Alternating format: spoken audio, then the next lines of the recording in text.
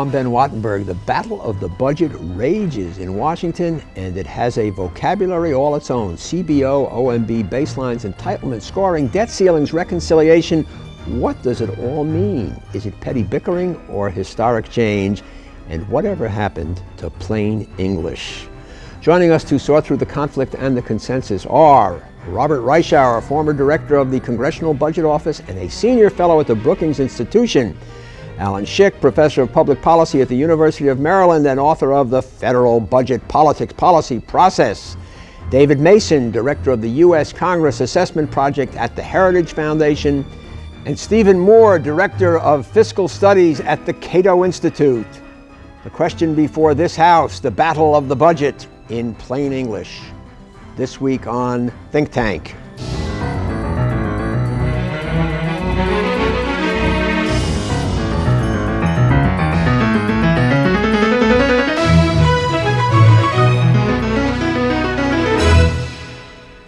The White House and the Congress have been fighting over a balanced budget. Republicans say that the budget battle is about fundamentally changing the direction of America toward fiscal responsibility and less government. We're not going to change 40 years of a drift towards Washington in 6 months or 8 months or even a year. But it will be done. We are going to balance the budget in 7 years. Don't make no mistake about it. It's going to get done. Democrats say it's about a tax cut for the rich and stealing entitlements from the middle class and the poor. The Republican Congress has shut down the federal government because they haven't passed a budget for this year, and because they want to make the price of opening the government up my acceptance of 7 long years of unacceptable cuts in health care, education, and the environment, in research and technology. There is one thing both sides agree upon. Spending is outrunning revenues, creating big deficits. If nothing is done, the budget deficit would be $231 billion in the year 2002. Under President Clinton's latest proposal, the deficit would still be at $115 billion. The Republican plan would balance the budget in 7 years. What is causing these continual federal deficits? Principally, they come from skyrocketing growth in entitlements like Social Security and Medicare. By the year 2010, if not corrected, entitlements would consume all the tax revenues not devoted to paying off the national debt. That would mean the federal government would be forced to run bigger and bigger deficits to pay for defense, education, the FBI, national parks, and every other federal agency. Alan Schick, what's the argument about? The Republicans and Democrats say they're fighting over ideology, but they're fighting over numbers. A bigger or smaller tax cut, more or less for Medicare and Medicaid. Behind the numbers stand programs and interests and my getting more or less from the government. But at the end of the day, because they're fighting over numbers, they'll reach an agreement. Stephen Moore. Alan says it's not theology, is that right? Well, if you look at these two budgets that are on the table, President Clinton wants to spend $13 trillion over the next 7 years. The Republicans want to spend $12 trillion over the next 7 years. That's enough money to fight World War II 3 times. So I would make the case that under either budget, big government wins. David Mason? I think there are fundamental differences here. You're right, we're talking about small differences in terms of a percentage of the federal government, but there's a principle, and that is the government ever going to start living within its means? And importantly, starting about the year 2002, baby boomers are going to start to retire, and some of the bills for Social Security and some of the other entitlement programs will start swelling. And so if we don't get the deficit under control before then, it probably never will be done. Bob Reischauer. I think there's more philosophy in this than there is numbers. And I think there are huge differences between the Republicans and the president on such things as whether certain entitlements like Medicaid should retain their current forms. Should we have a guarantee for health insurance for low-income Americans? My sense is that the single most important change is what they want to do with welfare. Would you buy that? Well, really the president and the Congress aren't too far apart on welfare. The president, remember, is a governor, a former governor, and he has signed on to the notion that we will have block grants for the welfare system. Yeah, but that is a huge change. I mean, that is a huge change and the in fact policy. that they both agree with it makes it, in some sense, even a huger change. Oh, it is, but it's not a source of disagreement in this current. Welfare is a small part of the welfare policy.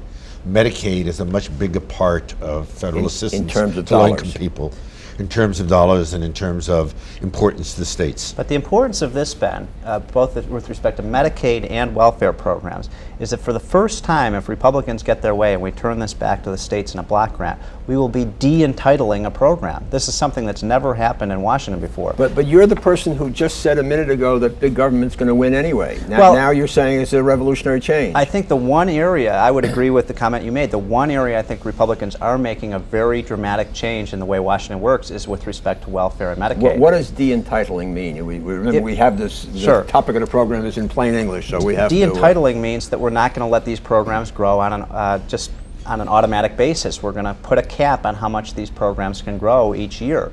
And that's, I think, a very historic in other words, change. that's the way not really what de-entitling means. No. De-entitling means that an individual in a state will have no legal right to a benefit unless that state provides the individual with a legal right to the benefit. When you get into the issue of philosophy of this budget versus Clinton's, I think here's a very basic philosophical disagreement. Republicans are running as sort of the anti-Washington party, and they're basically saying, look, we've had 30 years of the New Deal welfare state, the Great Society, and it hasn't worked. We think that states can run the programs better. This is something that the special interest groups in Washington find most objectionable in the Republican budget. I find it ironic that Republicans would run as the anti-Washington party, but say with respect to Medicaid, which will cost billions and tens and hundreds of billions of dollars, Uncle Sam, you still write the check and mail it to 50 state capitals. That's what this entitlement means.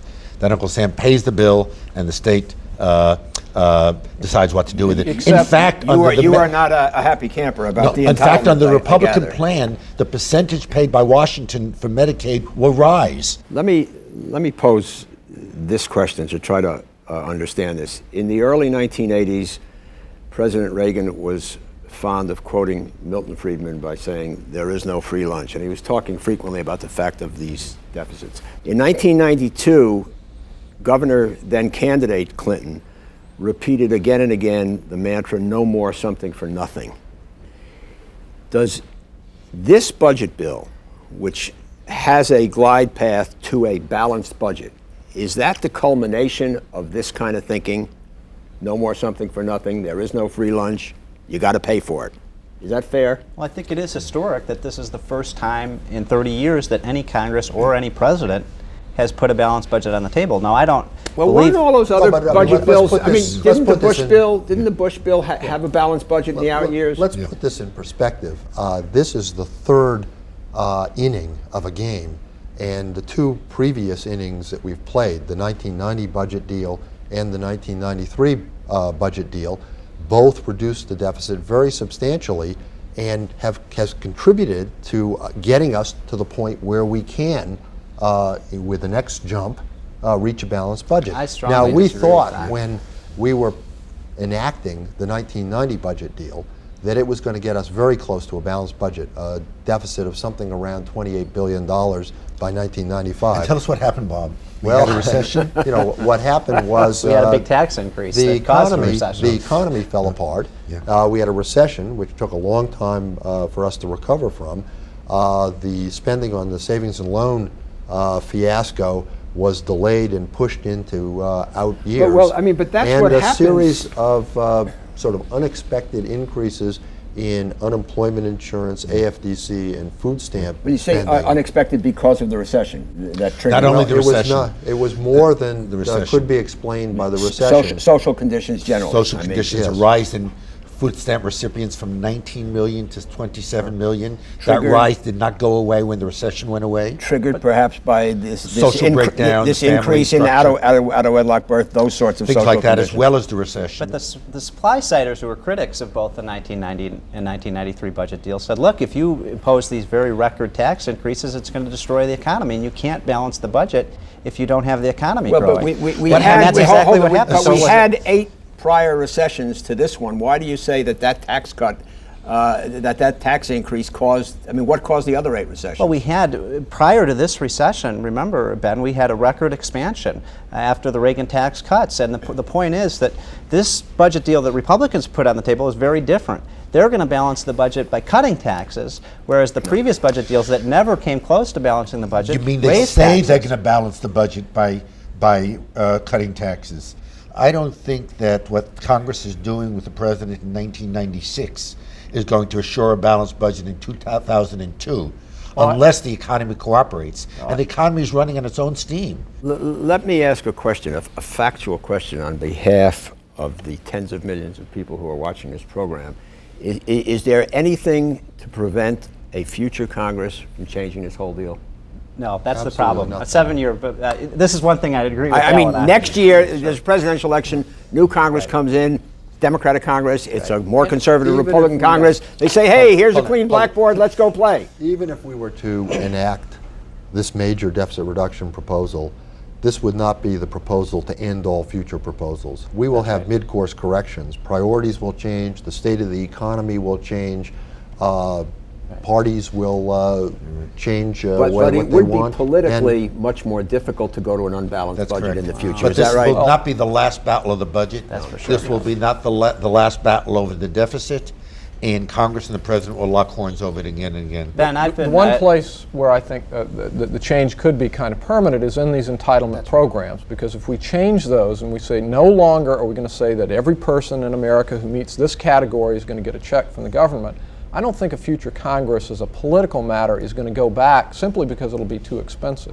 One So thing that- we could make some changes here that'll really stick. I think everyone would agree that entitlements are what are blowing up our budget. And the one thing that I would give Republicans credit for, and I think the left has been irresponsible on, is for once we have a Congress that's taking on the entitlements. I mean, they're taking on Medicare, they're taking on Medicaid, they're taking on welfare. You agree and with that, and what's Bob, that happening this- is the that left this- is saying, oh, this you Right. can't take on these programs. Is that an accurate rendition of what happened? I mean, everybody was saying you got to deal with entitlements, and now they're dealing with entitlements and they're catching hell for it. We have dealt with entitlements in the 1980s. We've dealt with them in 1990. We dealt with them in 1993.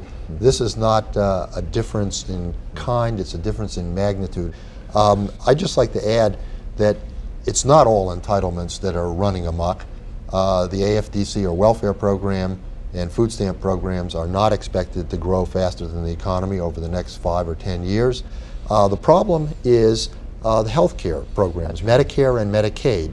And the proposal is, of course, to de-entitle Medicaid, but we don't know if the president will accept that. I doubt that he will. And with respect to Medicare, the Republicans had an innovative proposal really to fix the budget for that, to say each year we will spend a certain amount of money on health care for the aged and disabled through the Medicare program. That would be a major step towards controlling that program. Let's move on to some of the questions that, to an outsider, are almost impenetrable. The Democrats say these are deep cuts, particularly aimed at the middle class and particularly the poor. And the Republicans say it is merely a decrease in the rate of increase. Are Well, Ben, over the next- either of those things true, or both of them? Both or of them are true. Both of them are true, because healthcare, which Bob is right, are the drivers of the deficit, goes up because of inflation, because of technology, because of use of medical services year after year. And the question is, what should be the rate of growth of these programs over the next 5 or 7 years and beyond? So in fact, we are both aren't talking true. about Both aren't true. In fact, we're talking Both about are true, how you say? No, both aren't. He said both are true, and I'm saying no, both are not true. In fact, the question is the rate of growth. And last year, when President Clinton and Hillary Clinton had their health care plan, they were talking about beginning to limit the rate of growth in Medicare spending. That's what the Republicans are talking about today, and it is very significant because the program is so big. But this idea of politically coming in and banging on the Republicans and saying there are going to be children in the streets and families put out, people without medical care, is ridiculous and irresponsible. Because they're that's not talking true. about If we're small changes If we're in talking the about, program. no, you can't have it both ways. You can't say that there's big policy with small changes. We're talking about, in the case of Medicare, the middle class program, the changes in my judgment are relatively small. In the case of, in effect, Medicare will be transformed into a service which most Americans who work are familiar with, managed care. An increasing portion of Americans already in HMO. It's not a huge deal. It's not a huge deal. Medicaid is a different story. Medicaid, if the spending is capped, if states have greater discretion in how to limit services, we will indeed find a lot of low-income people, particularly during periods of recession, without access to some of these services. But So, isn't the argument made that so many people stay on welfare because the Medicaid is so attractive? So if the Medicaid is made less attractive, more people would Ben, if leave you look welfare? at the- if you look at the- Is that at least the way the argument is Look made? at the numbers on There is an welfare. argument made that way. I don't think. But there's a let's lot look of at the numbers on empirical evidence Medicaid. that supports the No, argument. let's look at all welfare. Steve. If you look at, we just published a study at Cato that shows the average person on welfare is receiving about $9 an hour in terms of what the equivalent of a job. Now, it's very difficult to get people off welfare when you're providing a very generous I saw that. benefit. So it's about the median state is about $22,000 in pre-tax That's right. income This if you, is a fairly if you count now that everything. includes Medicaid, AFDC, right. food That's stamps, if the you whole get range. everything, but the average person doesn't get. But even if you everything. take out, no, if you Doesn't get get if you get housing AFDC, if you get AFDC, you also get food stamps, you get Medicaid, and those are the three major programs. Even if you take out housing. But let me just make But one if point. we're, I if we're think going most to do people. that kind of comparison, we should include in your salary and my salary the fringe benefits we're getting from Right. our employer, like the health Right. insurance. This is And we without are- any and that is fringe not- you benefits. can't- But a lot of Okay, people all at right, $6 Steve, an hour don't Steve get Moore, fringe benefits. finish up then. I want to ask one Okay. other Over the question. I think Dave Mason is right. Most people do think that this budget is making dramatic cuts in spending. Over the next 7 years, the federal budget will go up by $350 billion. That's larger than the entire budget as recently as 1970. Yeah, but that's not corrected for population growth. Over the next 7 years under the Republican budget, spending goes up by roughly the rate of inflation. It's not unprecedented in our history, Ben, that we had periods of time when we reduced spending. No, We're I in a understand. post-Cold War era. We should be cutting spending across the board. You could make a strong argument that we should be not only running a balanced budget, but running a surplus now. That's what we normally do after war periods. Let me go on to another question that comes up all the time. The Democrats say it's a tax cut for the rich. And the Republicans say, oh no, it isn't. This $500 tax credit for children is what for children, for families under $80,000 income, something like that. $95,000. Excuse me? $95,000. It's principally a middle class tax cut. That involves 2/3 of the total tax cut. Who's right? Both right again? Well, the Democrats criticize in particular the capital gains tax cut. They argue about the $500 a child. But wait, their- their 2/3, figures- let's just nail one thing down. 2/3 of the Republican tax cut is going as a children's European style social democrat $500 a child tax credit to people of under $95,000 income. So that's a fact. And it We agree on was that. Okay. designed so that just as much of a tax cut would go to poor people as to upper middle income people making almost $100,000 a year. The reason it was the a really tax poor people credit don't get a $500 because they don't pay taxes if because they it's don't a credit. if they don't pay taxes. But the reason it was a tax credit was so that someone making $30,000 or $40,000 a year would get $500 off their tax bill, and somebody making $70,000 or $80,000 or $90,000 a year would get the same $500. I think the real issue on the tax cut is, should we be having one at all? Because both the president and the Congress want a tax cut, we're having to cut programs even more than we otherwise would have to cut them. That's the argument for the tax cut. That's my argument for the tax And, cut. well, I mean, but your Right. goal is not a To get balanced budget, government- it's a smaller Right. government. And many of us would think, first things first, let's reduce the But, deficit. what on earth is wrong with giving their parents, but targeted to families with children, some green dollars? Tax credits are fine, if you can afford them.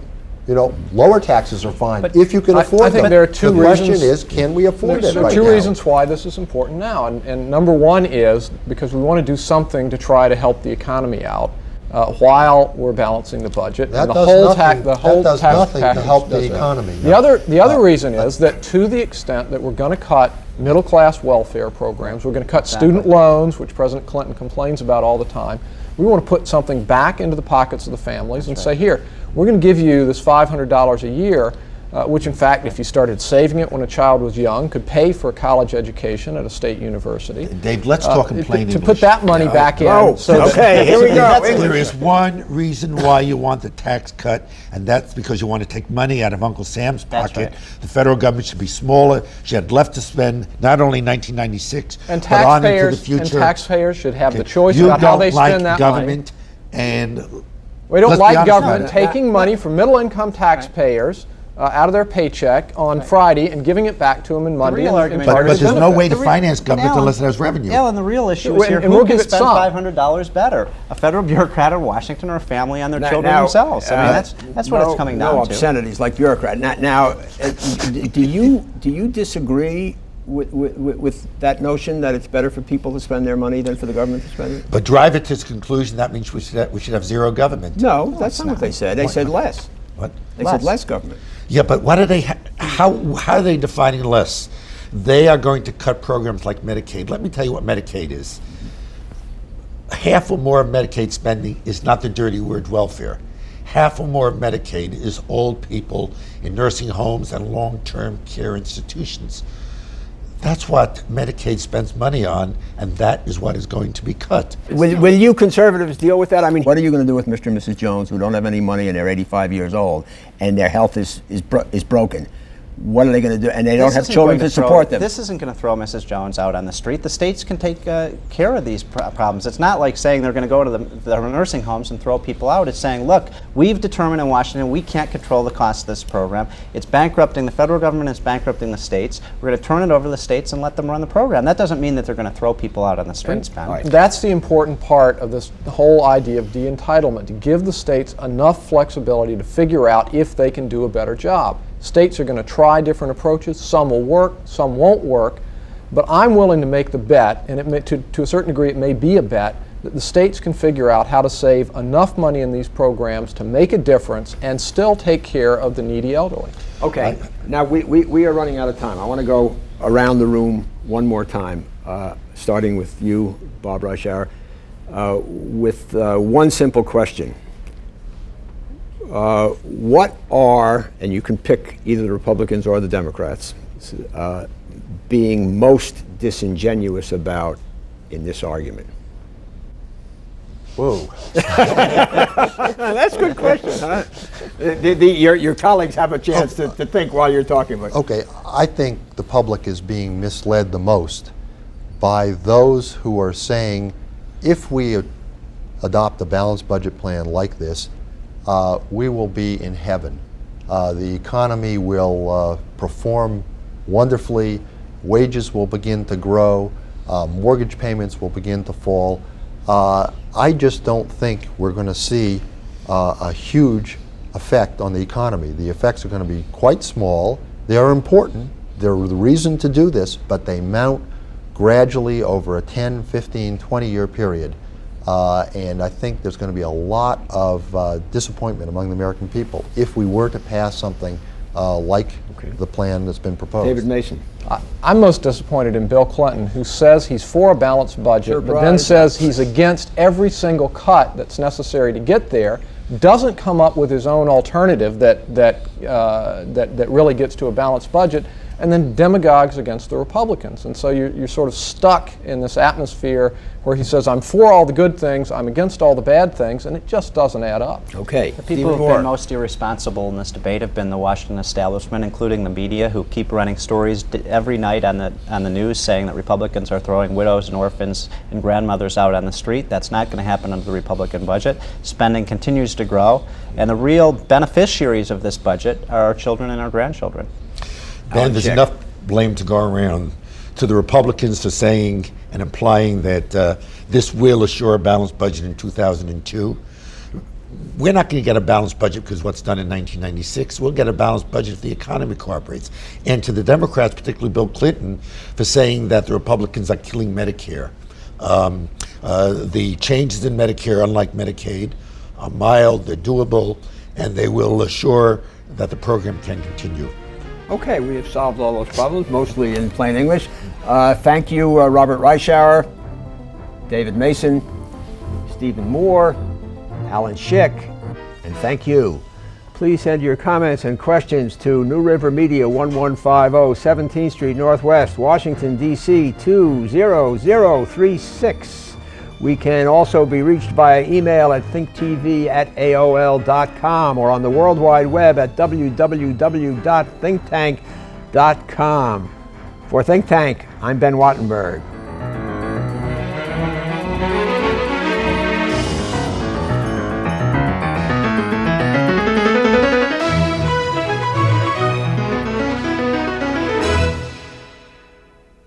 This has been a production of BJW Incorporated in association with New River Media, which are solely responsible for its content.